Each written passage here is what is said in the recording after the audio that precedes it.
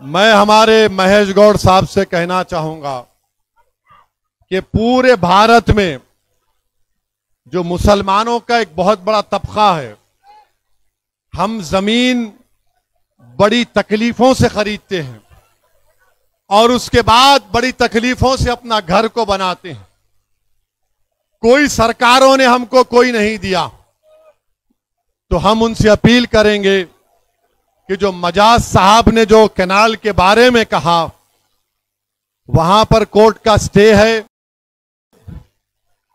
और कोर्ट के स्टे को और कानून को का पासो लिहाज रखकर हुकूमत फैसला करेगी। मैं हमारी हुकूमत से भी कहना चाह रहा हूं, आप ताजमहल बनाना चाहते बनाओ, मगर एक बात याद रखो, ताजमहल बनाते वक्त हम गरीबों के घर को तकलीफ मत दो। हम गरीबों के घरों को तकलीफ मत दो आप। हम बड़े खून और पसीने से, अपने आंसुओं से हमारे घर की एक एक ईंट को बनाए हैं। हुकूमत का तो काम यह होना चाहिए कि कोर्ट को लोग जाने से पहले वो अच्छा फैसला करे। और कांग्रेस की हुकूमत तो 5 गारंटी दी थी ना, आप गारंटियों पर आपको वोट मिला, आप गरीबों की मदद करने के लिए आए हैं। मैं कांग्रेस की हुकूमत को याद दिलाना चाहता हूं, 2013 का लैंड एक्विजिशन का कानून यूपीए की सरकार मनमोहन सिंह ने बनाया था। आप उसको सामने रखो, आप उसको सामने रखकर फैसला करो। और जो लोग एफटीएल की बात कर रहे हैं, तो जो नया सेक्रेटेरिएट हैदराबाद में बनाया गया, वो भी हुसैन सागर के कट्टे में बनाया गया है, जहां पर भारत के बड़े बड़े सियासतदानों की समाधियां हैं, वो भी कट्टे एफटीएल में हैं। बापू घाट लंगर हाउस में है, वो भी एफटीएल में है। तो हम हुकूमत से एक ही बात कर रहे हैं, जब सेक्रेटेरिएट एफटीएल में बनकर बरकरार रह सकता है, जब भारत के बड़े बड़े सियासतदानों की समाधियां टैंक बंड के एफटीएल में हैं, हमको एतराज नहीं है। जब सेक्रेटेरिएट रह सकता है, तो गरीब का घर क्यों नहीं रह सकता, मुझे बताओ आप। उस सेक्रेटेरिएट में केसीआर भी बैठे, अब रेवंत रेड्डी भी बैठ रहे हैं। जब आप दोनों बैठ सकते हैं, तो हमारी अम्मा अपने घर में नहीं बैठ सकती क्या? जब वो सेक्रेटेरिएट एफटीएल में है, तो मेरे भाई, जहां पर हुकूमत फैसले करती है, वो खुद लेक बेड में है, तो आप हमारे बेड को क्यों छीनना चाह रहे हैं? आप अपनी कुर्सी पर बैठो, हम अपने घर में रहना चाहते हैं।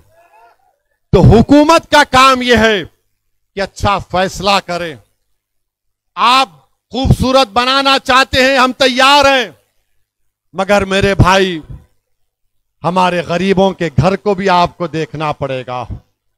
और हम उम्मीद करते हैं कि हुकूमत एक अच्छा फैसला लेगी। मैं निजामाबाद को कई मर्तबे आया हूं, और मैं यहां पर आकर, अगर मैं डी श्रीनिवास साहब के बारे में बात ना कहूं तो अच्छा नहीं होगा। वो निजामाबाद के एक बहुत बड़े पुराने सियासतदान थे।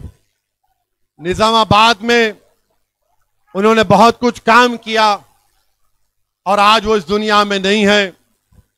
यकीनन डी श्रीनिवास को साहब को हम याद करते हैं। मैंने उनके फर्जंद से भी मिलकर उनको पुरसा दिया था, तो निजामाबाद को आया हूं।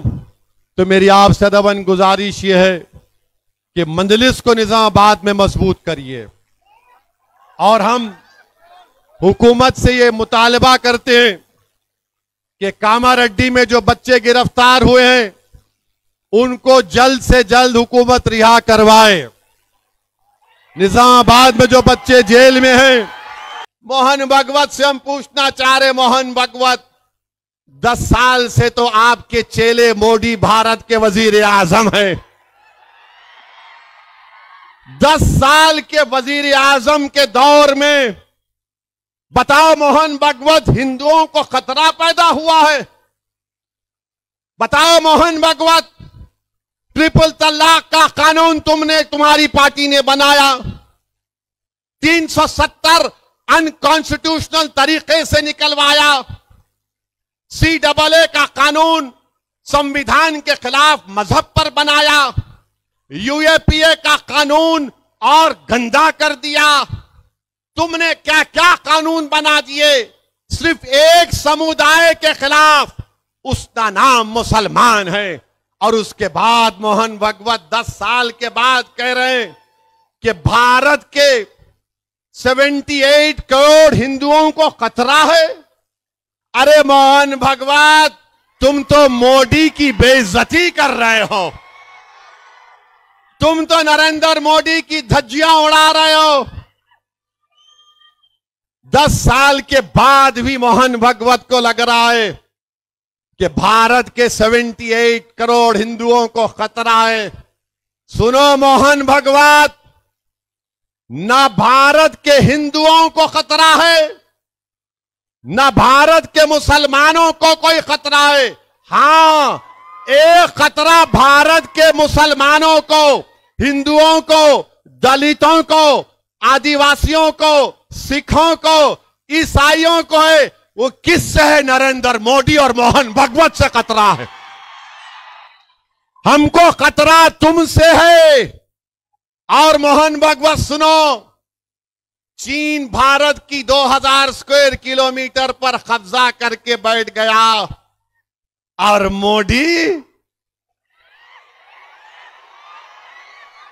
मोदी अमेरिका का सफर करते हैं। 2000 स्क्वायर किलोमीटर पर चीन कब्जा करके बैठा हुआ है डेमसाक में। मोहन भागवत, आप भी चीन से डरते हैं क्या? चीन से खतरा है, मगर मोहन भागवत नो, हिंदुओं को खतरा है। अबे चीन कब्जा करके बैठा है, उसकी बात नहीं करेंगे। चीन पूरे भारत के अतराफ के ममालिक में बैठा हुआ है, मोहन भागवत नहीं बोलेंगे। मेरे भाई, मोदी ने हिंदुओं को तकलीफ दी, मोदी ने मुसलमानों को तकलीफ दी, मोदी ने दलितों को, आदिवासियों को, ओबीसी को तकलीफ दी। बताओ 10 साल में मोदी ने इन तमाम नौजवानों को कोई रोजगार दिया, नौकरी दी?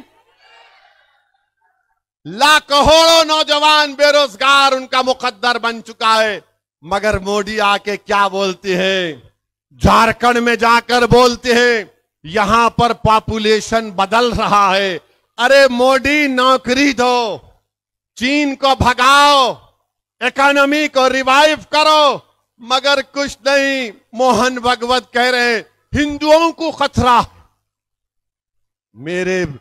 मेरे अजीज दोस्तों और बुजुर्गों, ये एक मजाक मोहन भागवत भारत की 130 करोड़ जनता से कर रहे हैं।